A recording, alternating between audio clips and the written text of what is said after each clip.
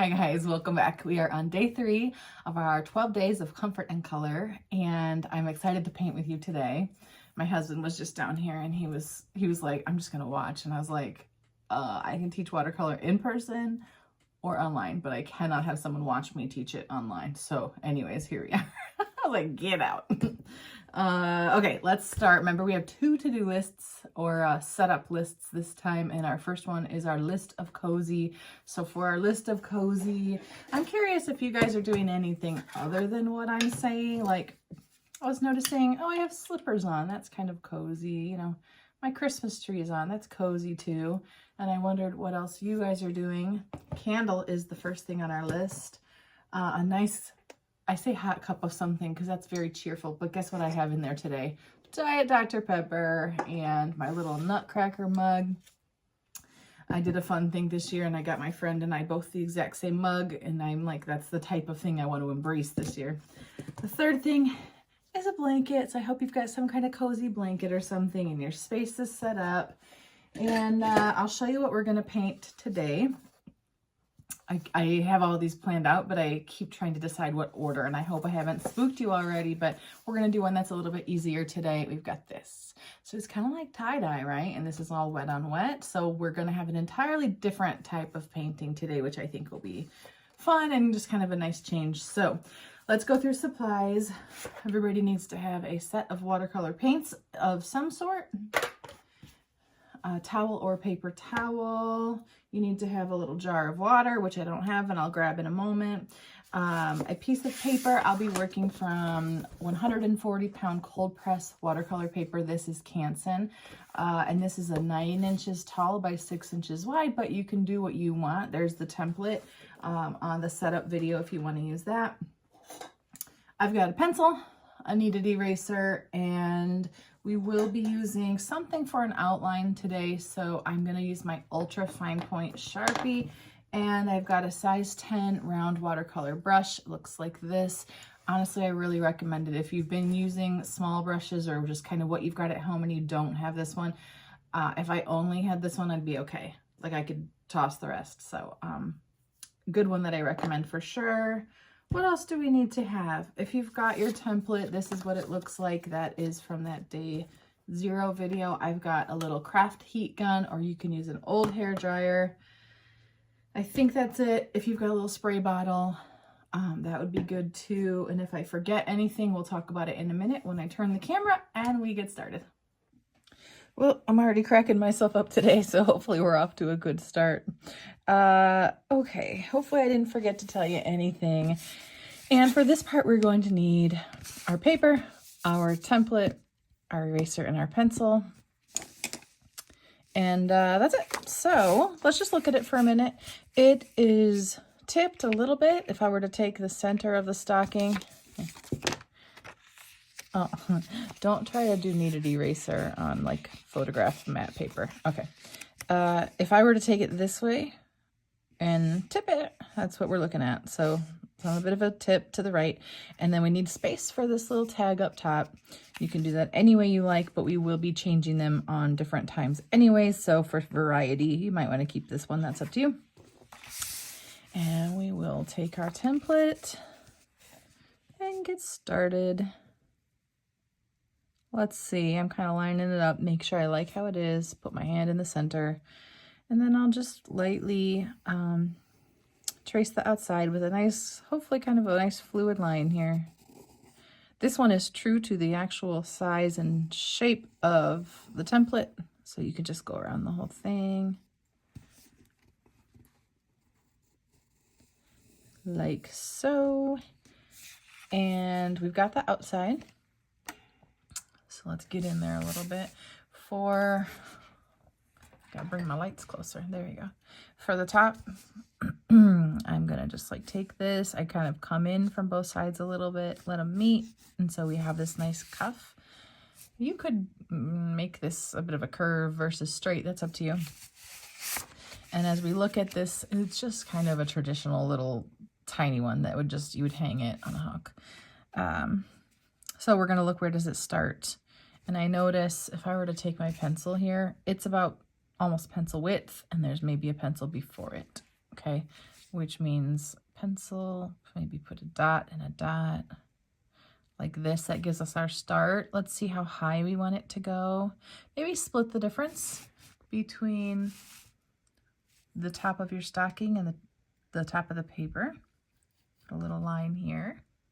Okay. And then where do we want it to go? You can look at this white space right here. That's called like using your negative shape to make sense of where this will go. And I think I'm just going to go over here somewhere and put this little straight line, which will be the bottom of, and we're just going to do this top one first, okay? So from here, if this is the top, let's widen it up. Now you can do this any way that seems good to you. How about if I do this actually on the camera? Is that helpful? Oh, I have one more light I can turn on too. Hold on. Hopefully that's a little bit better. Okay, from here, that's the width that I want. I'm going to start to curve it to my dot. Curve this one down into my dot as well. And then we'll come all the way over to here. This is not exactly the same as this one. We don't care. And then from here, because it's got to be connected, because this is actually just a loop, right? We'll maybe put a mark where we want it to go. We'll just draw one more line. And then that will be the back half of the loop of fabric. If you don't like how this looks and you want to do it a different way, now's your time. And if you do like it, let's just get rid of any pencil that got like too dark or isn't exactly how we want it. I have 1, 2, 3, 4, 5, 6 lights at my desk plus overhead lights. And it's funny, it's just a dark day today, so I'm kind of shadowing. I'm doing the best I can, guys. Okay, so we've got this. That is the entirety of our sketch. So as we say, this one is like kind of much different than the last few because we won't take any more time with that. Instead, we're going to go ahead and mix up our paints. One thing I want to tell you is you may want to have 2 jars of water. I've got 2 of them here because I already know that the first thing we're going to do is mix up our colors. Okay, and then the second thing that we're going to do is start with water on our paper. So mine is full of paints right now. I can either use from what I've got, or I can take wet paper towel and clean off the whole thing. It does not matter. And I think that because I'm going to use the same colors, I'll just stick with it. It's kind of a cool thing about watercolor is that you don't really need to like waste any of your paint. So I think I'll take this one and darken it up a little bit. Well, no, I'll just use this one. It's probably is the exact same color. I'm going to use some combo of maybe these bottom 2 greens. And I just took my wet brush, okay, put it in my water, wet brush, swirled around on the paint, and I'm going to swipe it over here. And what am I going to remember late, like I always remember late, is that we could use a spray bottle. So let's spray.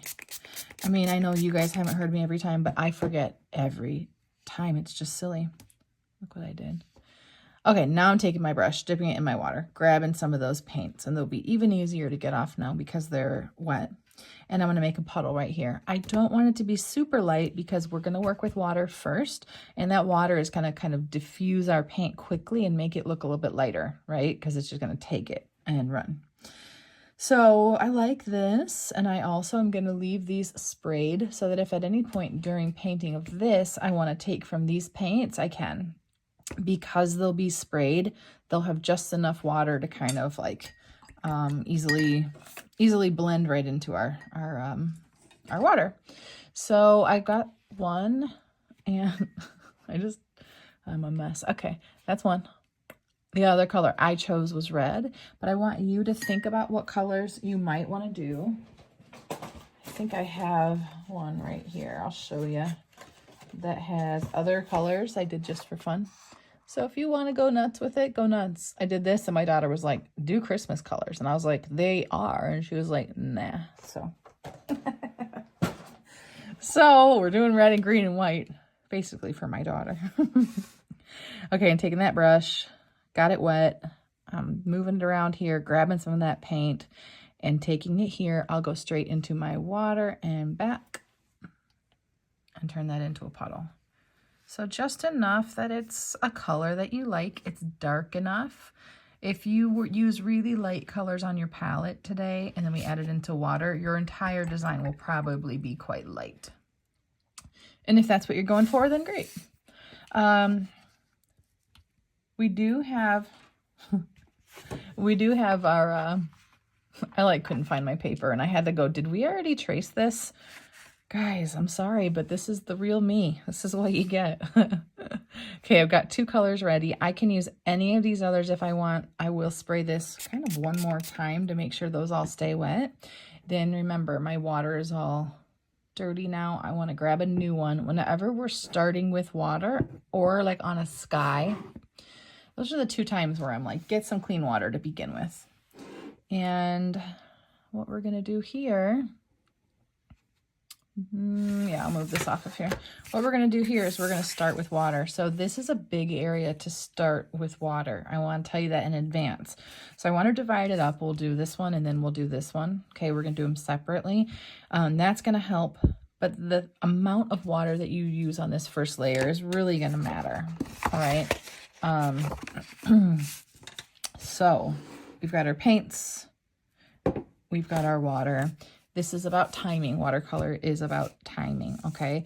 And if we look at this up close, we notice we just have like blobs of green, blobs of red, blobs of red, blobs of green. There is no rhyme or reason. They are not methodical or orderly in any ways. There's no pattern to necessarily look for. If you wanted to look for a pattern, I think what you would find is that we're just alternating and we're trying to balance the 2.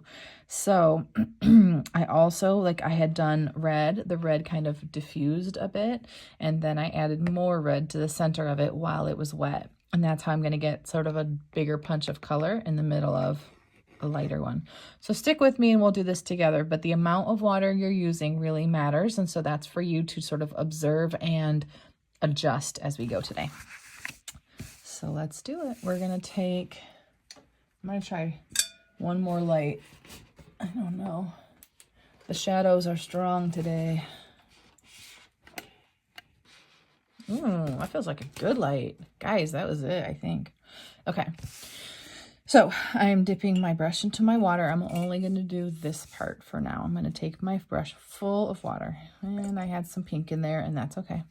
And I'm going to take the tip of my brush all the way to the edges. If I don't do that, it will look jagged later. So definitely tip of your brush to the edge. You can even start out with more water than you need and just move it around on here. And then remember, the technique called lifting is just when you were to have a clean, dry brush. So I'm going to wipe my brush on my towel, come back and lift just a little bit of this, not a lot. See how the whole thing is shiny and reflective? That's great. Okay, that's how we need it to be. I'll take this brush that I just dried, so I know there's barely anything on here. I'm going to go into my paint, grab some paint. I'm swirling my brush around, getting a bunch on there, and I'm going to start to just touch it. Now, I like to pull this along the edges now and again. Isn't that so beautiful? Like, that's what watercolor is all about right there.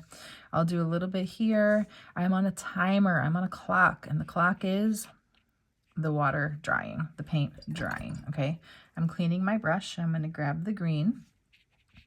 And look at, you can kind of move your red with the green. This seemed like it was maybe drying there, so I tried to touch that a bit. And now I look at it and I play. So the tricky thing about wet on wet in a bigger space is that you're on a timer because it's drying, right? But you also want to take time and play with it. So if you err on the side of a little more water than less, I think that might be what serves you kind of best today. I'm getting into my red. I'm going to go right into my red paint. Look at that pop I just got. So if it's still wet, and how you know is because it's shiny and reflective, that's how you know you can still add more paint into it. Look at those bold colors. You know what I'm going to do? I'm going to get into that lime green a little bit. Okay, so I did just grab some and make a little puddle first. And from there, I'm going to add some pops of that. This is like an aggressive space here. I think I might cut into it just a bit with that green. And see, I can blend it myself, or let it blend itself. It will look more tie-dye if I leave white space between them, I think. And if I let the water do the blending, because that's how we're going to get this blooming or cauliflowering, okay? And so I've got this part done. Now I want to look, and if you look up close, I missed a spot right here. So with a clean dry brush, which means it'll still be damp, I'm just going to take and I'm going to clean up my edges while it's wet. And if I get all this red paint on here, then I'll probably clean my brush and dry it and do it again over here.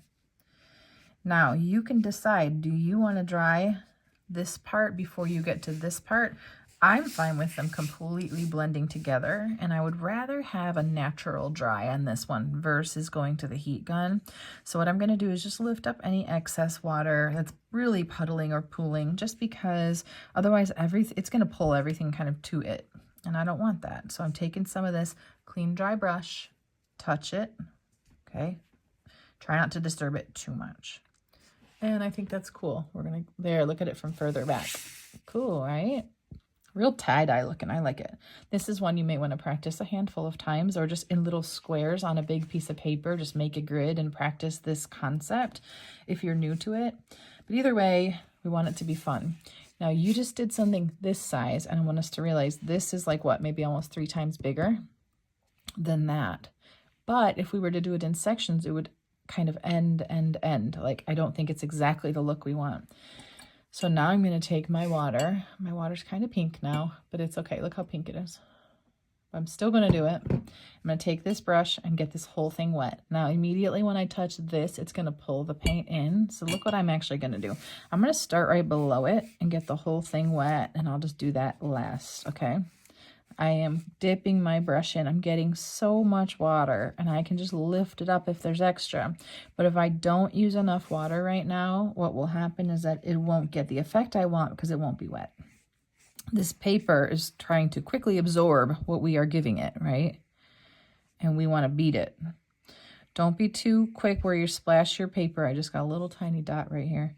Because any space where there's water, if it's touching your stocking, it's going to pull your paint into it. Okay, I'm all the way here. The whole thing's wet. I'm going to touch this just like that, just the littlest bit. Okay, it's going to pull the paint. And we're going to let it, because it's pretty. I'm going to grab that end. I dried my brush. I'm going to lift up any, like, real excess water, just any puddling, little bits, and then I'm going to go right at it. So I'll take this brush, and I'm going to show you my paints here. I'm going to take it. This is me getting red. I'm really getting in there, right? And then I'm going to add it to the edge again. And we'll watch this beautiful bleed. Okay. Here, I'll do it somewhere else. Random. Trying for it to be imperfect. I think that will give us a good balance. But look at these bleeds. They're so good. But it's like this mix of carefree playing and being on a timer, which is obviously tricky. So if you're having a little bit of a frustrating time, like of course you are, you're trying to battle paint and water right now. But the more you do it, the more you know what to expect, and you know how to fix what you don't like, and it all just starts to feel a little bit different. You start to be the winner of the battle. Now on a huge watercolor painting, just, obviously way trickier. Like really big watercolor paintings are super hard. It's completely different to manage. But anyways, okay, so now I've got this. I could leave it, because what's going to be so cool is you will get to really see how the water pulled the paint, and you get those cool lines. The white will really show it off. So by leaving some of that white in there, I think it'll be a cool effect. I would recommend it, at least on a practice one somewhere, so you can see it. But I do want it to balance out my top. So I want a little bit of this lime green. So I'll add it in. And I can already see I've got too much water here, because I'm going to zoom in. Do you see what's happening? Is that it's trying to pull my paint all the way over here, because that's where the water is. Okay, so I'm going to add just another little bit of this, because I want to get it in while it's still wet. Then I'm cleaning my brush and drying it. And then I'm just going to touch and lift. So this is lifting. Touch it, dry your brush, or clean and dry it, depending on what you got on there. And you'll just take anything where it's puddling or pooling. So if it's kind of sending the water there. And then from here, it's still wet, and I want a little bit more of that dark green in these centers, or maybe right under the cuff would give a shadow idea a little bit, right? So I'll do a little bit of that. And while it's still shiny, I know I can do this, but when it stops reflecting, I would recommend stopping, because what's happening is like you'll start to get hard lines and it just won't be the effect we're going for today. And if you have any that are wonky, okay, I'm not on video again. Like I just did this one down at the bottom. I'm like, that's a little weird. I can take my clean, ooh, I had a lot of water, clean dry brush and try to like just kind of mess it up a little bit, spread it out. So play with this. There's probably more that you can do than you think you can do in here, okay? And then we're going to decide what color do we wish we saw more of, or what color do we really like, and that's how we'll determine what color we're going to paint the tag up at the top. For me, I want a little bit more red this time, even though on our reference one, I did it green with a bit of a darker green. So first I'm going to paint this whole thing red. I don't want to go super dark because I do know I'm going to want to paint the under part of the tag or the loop a darker red. So I just want to be able to access a darker red. Okay, so I'm painting this in. This is one where, you know, just really watch that you're being careful of your edges, I guess. And I would limit your water on this one because you only need kind of what you need. We don't need it for any special effects or anything. And we want to let this one dry before we can paint that under part. And so, but I don't want to take the dryer to this. And you can already see some really beautiful blooms or cauliflowers here as the colors bleed. And I can see it here as well, which looks really cool because it's like red. Can you see that? It's like red on the side of that lime green. Super cool. So here's mine up close. Notice that it's still reflective. I could still play with it if I wanted to, but I don't. Notice there's a spot right here where I didn't even get paint. I can take my clean damp brush and mess it up. That will give us like the softest blend there. Or I could have just left it. I can take, because it is still wet, I can take that lime green and just add a little bit right here. And I know the colors are going to bleed because I see the light reflecting and I know it's still wet. So this is wet on wet. Okay, if this is dried, you can take your brush and get some darker red on it. So that just means still a little bit of water, more paint to get it darker. In watercolor, we get our colors lighter by adding water. And I'm going to go ahead and paint this part. So that's just going to give some dimension to this little tag, right? Because it sort of sets it back. Now it looks like it's a different part of it. And that's all we needed. So for this one, now we got to decide, are we going to stop and dry it? I think by now we can probably, but here's what I want to say about it. If you're going to take it to the dryer right now, try for like a non-aggressive one. Okay, maybe hold the heat a little further back, maybe keep it on low versus high and just let it kind of do its thing a little bit. If you wanted to just sit and let this just dry on its own and come back when it's fully dry, we still do probably want to get a little outline layer on here. But you can decide, this one doesn't need it, and if you want to practice some without, that is up to you. But I'm going to let it dry a little bit. We'll come back and do our outline. Okay, here we are. Mine is dry. I want to also touch it this time just to make sure, and it feels nice and good. My paper is a little bent, so I'm going to take it and gently roll it backwards a little bit. I just, you never want to fold it, but if you can kind of do this, you can fight against that paper a little bit and try to straighten it out. All that's happened is that paper had to absorb a lot of water. It makes sense that it would be altered in some way because of that. Let's compare them for a second before we do that. I think that both of them are lovely. They both have cool tie-dye lines. I don't want to pick a favorite because I'd rather we just see the beauty in each of them. And I'm going to note some differences. Well, actually, look at the cauliflowering here. I love it. Look over here. Also love it. I think we've got great spots on both of them.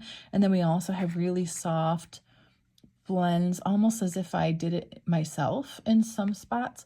I really like what happens when I leave more white here, but then I like having a different color palette on this one. So that's how that one turned out. As we get into our inking, I thought it might be fun to just try something slightly different. And so if you notice, as I went on this one, I would just do a line and kind of stop and just leave little gaps here and there. And then I went back later, and if there was a gap, I might put a little tiny little dot in the gap. Can you see them? They're hardly noticeable, but I do think that they add a little bit of interest. And so if you wanted to go that way, go for it. If you don't, do what you usually do or what feels good to you. And I'm gonna zoom in, and we're just gonna hang out together and do some outlining. So a reminder in watercolors that if you've covered your paint with your pencil with paint, you can't erase it. But for example, this pencil is outside of it, so I can erase what I did not cover. Okay, so that's up to you. And if you're gonna do this where you kind of just stop your line every now and again, I would just gently lift so that you don't accidentally just kind of, I don't know, make it a little crazy, you know, go out of the lines or whatever.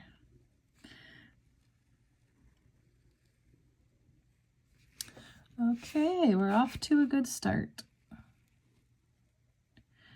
I was watching as I was drying this one, because remember I was like, oh, be careful with it. And any time that I say go to the dryers, I mean, my point is that on the reference and in what I'm teaching you is that if we don't want those colors to blend, then we want to dry it in between to ensure that they don't. But every artist has different taste. I mean, your style and your taste, that's part of what makes you you and what will make your artwork unique. So let's say you really like seeing some color blends now and again, even kind of where they weren't supposed to be. And honestly, I do really like that. But when I'm teaching, I just want to tell you the kind of like how to not get it. But sometimes I think you could take a little risk on it, and you could just go ahead and paint next to it and see what happens. And if you remember how to lift, which we talked about several times today, so I will link the video for lifting in the description of this one. But if you know how to lift, then you would realize you have more control than you think. So if it does bleed and you're like, oh no, actually that was too much, or I don't like it, then at that point you can lift and sort of gain back some control. But test things out and see what you like. See what looks good to you. Okay, notice how I'm turning my paper constantly. I mean, why wouldn't you? You know, let's make it the easiest you can for yourself. What a cutie one this is. Okay, on this one, I wanted a little bit of extra something. And so I added these lines going the width of, like, if it's ribbon, it'd be sideways on the ribbon. And if you want to do that here, you can, just a couple sideways lines. If you don't like that, you don't have to do anything there, you know. And notice I did not do it perfectly, and it still is kind of great. So this was tie-dye, totally different than some of the ones that we have done. And we'll continue to have hopefully a good size variety in here. If you can share your artwork, I'd love to see it on my Facebook page, Audrey Shantz Art. And I will see you back here tomorrow for day 4.